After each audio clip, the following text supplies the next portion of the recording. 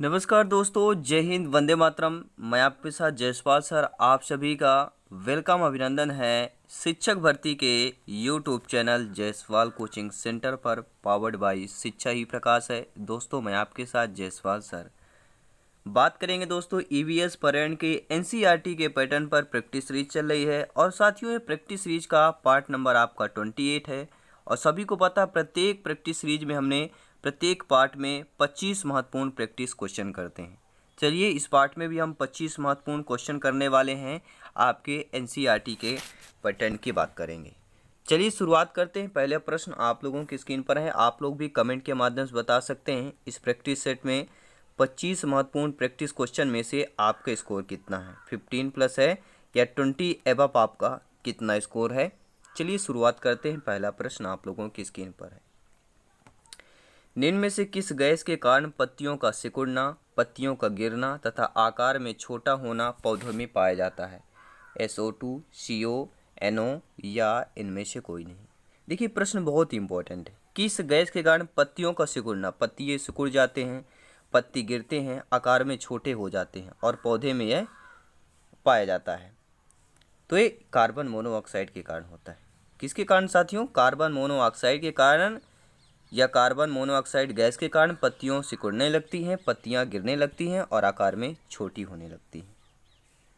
दूसरा प्रश्न दिया गया आप लोगों की स्क्रीन पर है, एक उदासीन पिंड होता है, कोई उदासीन पिंड होता है, केवल धनात्मक आवेश कोई ऋणात्मक आवेश नहीं होता है, केवल ऋणात्मक आवेश कोई धनात्मक आवेश नहीं होता है, या धनात्मक एवं ऋणात्मक एवं धनात्मक आवेश दोनों बराबर मात्रा में होते हैं, या साथियों इनमें से कोई नहीं? नीचे कमेंट बॉक्स में बताइएगा। एक उदासीन पिंड दोस्तों वह होता है जो ऋणात्मक और धनात्मक दोनों का मान बराबर हो जाए, तो वह उदासीन पिंड कहला जाता है। मान लीजिए देखिए धन आवेश आपका 10 है किसी भी पिंड पर और ऋण आवेश भी आपका 10 है, तो क्या कहलाएगा? वह उदासीन पिंड कहला जाता है। नेगेटिव और पॉजिटिव चार्ज दो है, दोनों समान होते हैं। तीसरा प्रश्न, यदि किसी विलयन का पीएच मान 2 हो तो यह दुर्बल अम्ल कहलाएगा, दुर्बल क्षार कहलाएगा, प्रबल अम्ल कहलाएगा या प्रबल क्षार कहला जाएगा? तो दोस्तों को किसी भी विलयन का पीएच मान अगर 2 है तो सभी को जानते हैं पीएच मान जो है 7 से कम अगर है तो वह अम्ल कहलाता है और 7 से ज़्यादा तो वह क्षार की कैटेगरी पर आता है। तो ऐसा विलयन जिसका पीएच मान 1 हो, 2 हो, 3 हो, ये कहलाएंगे प्रबल अम्ल कहला जाएगा। पीएच मान अगर 2 है तो यह प्रबल अम्ल की कैटेगरी पर आ जाएगा। सी ऑप्शन सही हो जाएगा।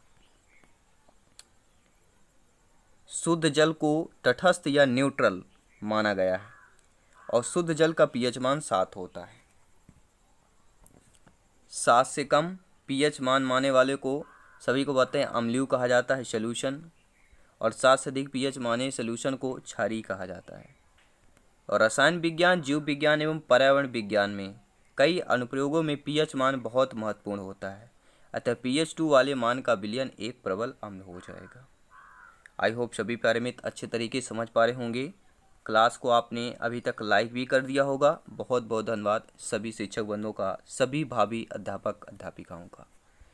दोस्तों रासायनिक अभिक्रिया के संदर्भ में निम्न में से कौन सा सही होगा? रासायनिक अभिक्रिया के संदर्भ में कि रासायनिक अभिक्रियाएं उत्क्रमणीय होती हैं, सभी रासायनिक परिवर्तनों के दौरान ऊर्जा अवशोषित होती है, रासायनिक अभिक्रियाओं में रासायनिक बंधों का टूटना व बनना होता है, या उपर्युक्त सभी हो जाएगा। देखिए सभी प्यारे मित्र जानते हैं, आप लोग ज्ञानी सर्वज्ञ व्याख्याता लोग हैं, कि रासायनिक अभिक्रिया के संदर्भ में हमारा जो है रासायनिक अभिक्रिया में रासायनिक बंधों का टूटना व बनना होता रहता है। ठीक है, रासायनिक बंध कुछ टूटते हैं कुछ बनते हैं। ठीक है, जब टूटते हैं बनते हैं तो फिर नए पदार्थों का निर्माण होता है जिसमें ऊर्जा भी नियुक्त होती है। नए पदार्थों के निर्माण में रासायनिक बंधों का टूटना बनना यह होता रहता है। अगला प्रश्न है, प्रतिवर्ती क्रिया में प्रतिवर्ती चाप किन द्वारा बनता है? मस्तिष्क मांसपेशी मेरुरज्ज, संवेदांग मेरुरज्ज मांसपेशी, मांसपेशी मस्तिष्क मेरुरज्ज, मांसपेशी संवेदांग मेरुरज्ज। सभी कमेंट करेंगे। देखिए राइट ऑप्शन क्या हो जाएगा? प्रतिवर्ती क्रिया में प्रतिवर्ती चाप द्वारा क्या बनता है? तो संवेदांग, मेरुरज्ज और मांसपेशी आ जाएगा, क्योंकि सभी को पता है संवेदी अंगों से प्राप्त सूचनाएं या इंफॉर्मेशन को संवेदी तंत्रिका कोशिकाओं द्वारा मेरुरज्ज में तथा यहाँ से प्राप्त आदेशों को प्रेरक तंत्रिका कोशिकाओं द्वारा ऐच्छिक पेशियां तक पहुंचाने के मार्ग को प्रतिवर्ती चाप या रिफ्लेक्स आर्च कहते हैं। इस संपूर्ण क्रिया को प्रतिवर्ती रिफ्लेक्स एक्शन कहते हैं, प्रतिवर्ती क्रिया। और इस क्रिया में संवेदना तथा आदेशों का वहन लगभग 90 से 100 मीटर प्रति सेकंड की दर से होता है। तो पहले संवेदांग, फिर मेरुरज्ज, फिर मांसपेशी पर होता है। छठवां प्रश्न है, यदि एक चुंबक की छड़ की लंबाई से 4 टुकड़ों में काट दिया जाए, ये चुंबक ही है, इसको कितने टुकड़ों में काट दिया जाए? 4 टुकड़ों में। ये 4 टुकड़े हो गए, पहला, दूसरा, तीसरा, चौथा। तो ध्रुवों की कुल संख्याएं कितनी हो जाएंगी? सभी लोग जानते हैं चुंबक में नॉर्थ और साउथ 2 ध्रुव होते हैं, तो कितने ध्रुव हो जाएंगे? देखिए, एक चुंबक की छड़ थी, उसको 4 भागों में बांटा गया, तो इसके कितने हो गए? देखिए, एक ये हो गया, 2 ये हो गया, फिर यही जो कटा अलग 3 और 4 हो जाएंगे, 5 और 6 हो जाएंगे, 7 और 8 हो जाएंगे। तो 8 ध्रुव यहाँ पर होना चाहिए।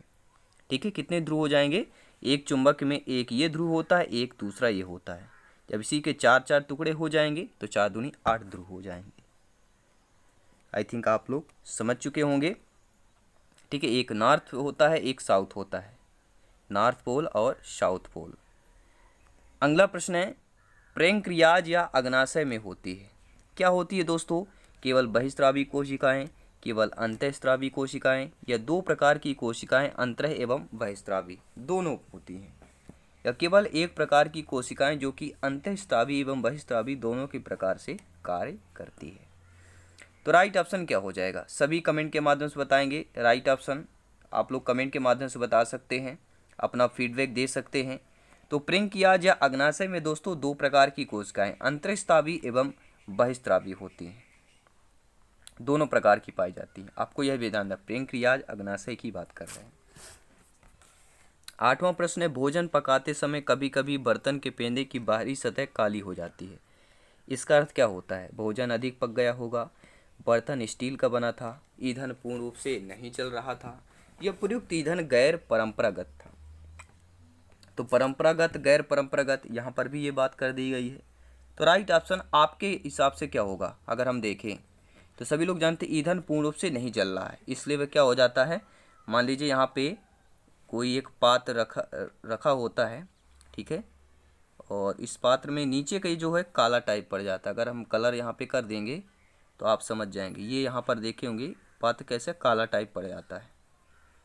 तो किसके कारण होता है? सभी लोग समझ गए होंगे किसके कारण होता है, नोट करेंगे। यह होता है साथियों, ईंधन पूर्ण रूप से नहीं जल रहा है, इसलिए वह काला पड़ जाता है। 9वां प्रश्न दिया गया है, निम्न में से किस विधि द्वारा प्रयोगशाला में ऑक्सीजन गैस बनाई जाती है? तो सभी को पता है KClO3 को MnO2 के साथ गर्म करके भी बनाया जाता है और प्रकाश संश्लेषण के द्वारा। तो ए और सी यहाँ पर जो दोनों कथन है सही हो जाएंगे, यानी डी ऑप्शन यहाँ पर सही हो जाएगा। 10वां प्रश्न है, एक ताज़ा अंडा शुद्ध पानी में डूब जाता है लेकिन नमक से संतृप्त विलयन में तैरता रहता है। इसका कारण क्या है? अंडे के कवच में स्थित तरल माध्यम, शुद्ध जल का उच्च घनत्व, या नमक के पानी का उच्च घनत्व, या अंडे कर कवच कैल्शियम का बना होता है जो कि शुद्ध पानी में हल्का हो जाता है। तो सभी लोग जानते हैं, भैया ये बताइए, एक अंडा तो शुद्ध डूब जाता है, लेकिन जैसे वह नमक से संतृप्त विलयन होता है, अगर उसमें नमक से विलयन डाल दिया जाए या नमक उस पर कहीं ना कहीं पहुंचा दिया जाए, तो नमक के मिलने से फिर क्या होता है? वह तैरता रहता है। मतलब नमक के पानी का उच्च घनत्व होता है। नमक के पानी क्या हो? तो उच्च घनत्व होता है, इसलिए वह तैरता रहता है। अगला प्रश्न देख लेते हैं, स्क्रीन पर क्या दिया गया है। 11वां नंबर प्रश्न आप लोगों की स्क्रीन पर है। प्यारा सा प्रश्न साथियों दिया गया है और प्यारे से प्रश्न का प्यारा सा उत्तर भी आप लोग देंगे कि संक्रमण के दौरान किस संख्या में वृद्धि होती है? किस संख्या में वृद्धि होती है? एरिथ्रोसाइट, ल्यूकोसाइट, प्लेटसेट या हीमोग्लोबिन की बात कर रहे हैं? तो किसकी बात कर रहे हैं? सभी कमेंट के माध्यम से बताएं। तो संक्रमण के दौरान किसकी संख्या में वृद्धि होती है? तो ल्यूकोसाइट की संख्या में वृद्धि हो जाती है और ये श्वेत रक्त या WBC में पाई जाती है, जो शरीर में रोग प्रतिरोधक क्षमता में वृद्धि करती है और संक्रमण के दौरान शरीर के रोगों से रक्षा करने के लिए अपनी संख्या में यह वृद्धि कर लेते हैं। अगला प्रश्न है, एक गेंद किसी वेग से ऊपर की ओर उछाली जाती है। ये 50 मीटर ऊंचाई तक जाकर फेंकने वाले के पास लौट आती है, तो इसके द्वारा तय की गई कुल दूरी 50 मीटर ही है। इसका कुल विस्थापन 100 मीटर है, इसका कुल विस्थापन 0 है, इसके द्वारा तय की गई कुल दूरी 120 मीटर है।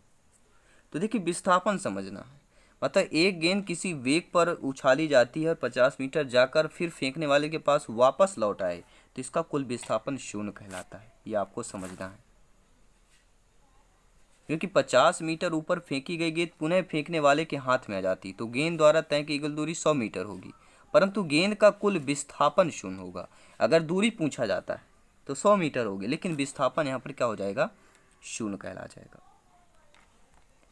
मादा मच्छर रक्त चूसने का कार्य क्यों करती है? मलेरिया फैलाने के लिए, संक्रमण फैलाने के लिए, अपने जीवन को बचाने के लिए या अंडे देने के लिए? तो मादा मच्छर रक्त चूसने का कार्य किस लिए करती है? अंडे देने के लिए। अब आप बोलेंगे नर मच्छर क्यों नहीं काटता है? ठीक है, तो नर मच्छर अंडा नहीं देता है, मादा मच्छर अंडा देती है और अंडे के पालन पोषण के लिए वह, ठीक है, जीवों का या मनुष्यों का, पशुओं का रक्त चूसती है। अगला प्रश्न देख लेते हैं साथियों। अगला प्रश्न दिया गया है, लाल रक्त RBC कणिकाएं, लाल रक्त कणिकाएं शरीर में ऑक्सीजन का संवहन करती हैं, सभी लोग जानते हैं। ये भी ध्यान दें, कई बार प्रश्न पूछा भी गया है कि कौन से जो है कणिकाएं शरीर में ऑक्सीजन का संवहन करती हैं, RBC, WBC दोनों या इनमें से कोई नहीं, तो RBC आपको याद रखना है। और वयस्कों में इसका निर्माण कहाँ पर होता है? यकृत में, गुर्दा में, हृदय में, अस्थिमज्जा में।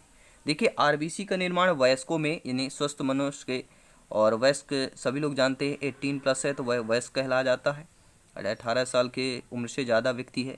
तो वयस्कों में इसका निर्माण साथियों कहाँ पर होता है? यह बात करेंगे अस्थिमज्जा में। मानव शरीर में RBC का निर्माण जो है अस्थिमज्जा में होता है, बोन मैरो में। और RBC में ऑक्सीजन या O2 के संवहन का कार्य करती है।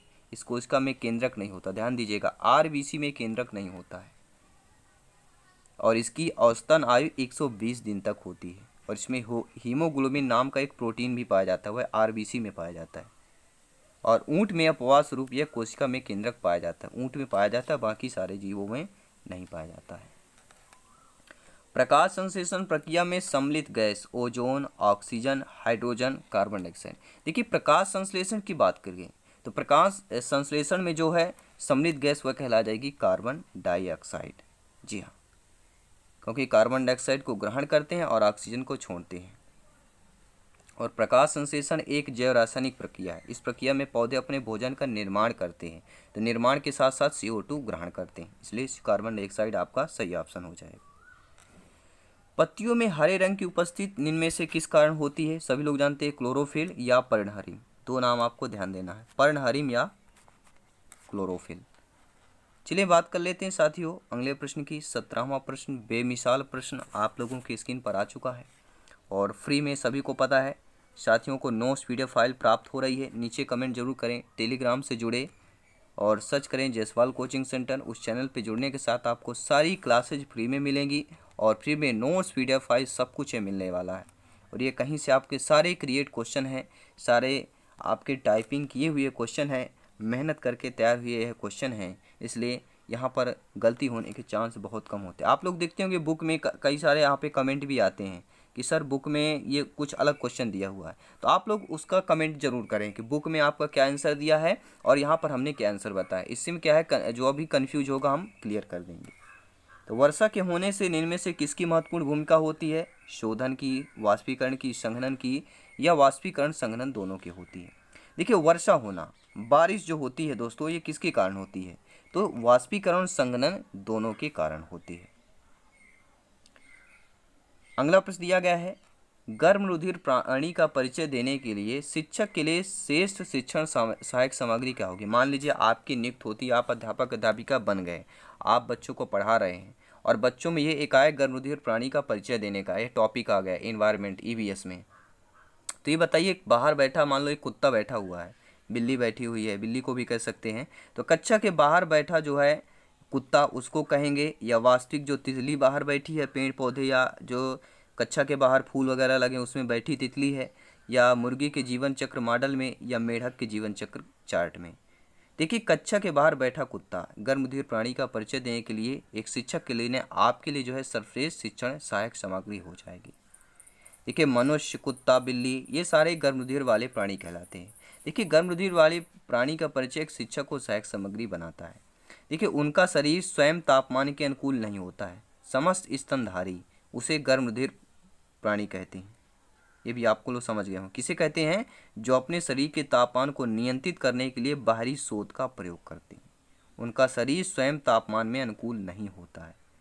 सभी को पता है, ठंडी में गर्म चीज़ खाते हैं और गर्मी में ठंड चीज़, कोल्ड ड्रिंक वगैरह, बर्फ़ वगैरह, ठीक है, ठंडा पानी फ्रिज का, रेफ्रिजरेटर का पीते हैं। अगला प्रश्न है, इनमें से कौन सा कथन गलत दिया गया है? क्विनीन जो कि एक मलेरिया की औषधि है, सिनकोना नामक पौधे से प्राप्त होती है, बिल्कुल सही वही था। चावल वनस्पति तेल से अच्छा स्रोत है, क्या सही है? देखिए, यहाँ पर गलती कर देते हैं। अगर यहाँ पे धान दिया होता, धान की भूसी दिया होता, तो हम मान लीजिए सही मान लेते, लेकिन चावल से वनस्पति तेल अच्छा नहीं स्रोत है। दालों में प्रोटीन प्रचुर मात्रा में पाया जाता है, बिल्कुल सही बात है। हरी सब्जी विटामिन एवं खनिज लवणों से अच्छा स्रोत है, बिल्कुल सही बात है। यहाँ पर जो ऑप्शन नंबर बी देगा, यह कथन हमारा गलत दिया गया है, क्योंकि धान की भूसी से वनस्पति तेल का अच्छा स्रोत माना गया है, धान की भूसी को माना गया है। अगला प्रश्न है, रोहित कार्ड शीट को कैंची से काटते हुए कई आकृतियां बना रहा है। इस कार्य में किस बल का उपयोग किया जा रहा है? मांसपेशीय बल, घर्षण बल, यांत्रिक बल या गुरुत्वाकर्षण बल। देखिए, कार्ड को कैंची से काटकर आकृतियां बनाना, ये किसका बात कर रहे हैं? तो ये दोस्तों, ये एक यांत्रिक बल की बात करेंगे। ठीक है, कैंची से कोई वस्तु काटने पर यांत्रिक बल का प्रयोग किया जाता है। अतः रोहित जो है, या नाम कोई भी हो सकता है, कार्ड शीट को कैंची से काटने को यांत्रिक बल का उपयोग में लाया जा रहा है। आइए दोस्तों देख लेते हैं। 20 प्रश्न हमने कंप्लीट कर लिया, 5 प्रश्न और करेंगे। टोटल 25 महत्वपूर्ण प्रैक्टिस क्वेश्चन करने जा रहे हैं। अगला प्रश्न है, वर्षा जल संचयन का सबसे प्रमुख उपयोग सिंचाई के लिए, कृषि के लिए, पेयजल के लिए, भूमिगत जल स्तर वृद्धि के लिए। देखिए, हमारे भारत देश में सभी को पता है कि सिंचाई, कृषि प्रधान देश है, कृषि प्रधान राज्य है। तो वर्षा जल संचयन में सबसे प्रमुख उपयोग हमारा किसके लिए होता है? सिंचाई के रूप में होता है। अगला प्रश्न है, इनमें से कौन सा कथन आपका सही दिया गया है? यानी 3 कथन गलत होंगे और 1 कथन आपका सही होगा, वही हमें आइए सेलेक्ट करना है। मनुष्य व पौधे दोनों के द्वारा ऑक्सीजन व कार्बन डाइऑक्साइड का निष्कासन होता है। मनुष्य ऑक्सीजन व कार्बन डाइऑक्साइड दोनों का निष्कासन करता है। पौधे ऑक्सीजन व कार्बन डाइऑक्साइड दोनों का निष्कासन करते हैं, या इनमें से कोई नहीं। देखिए, सभी जानते हैं ना, तो देखिए, मनुष्य या पौधे दोनों ऑक्सीजन व कार्बन डाइऑक्साइड का निष्कासन करते हैं।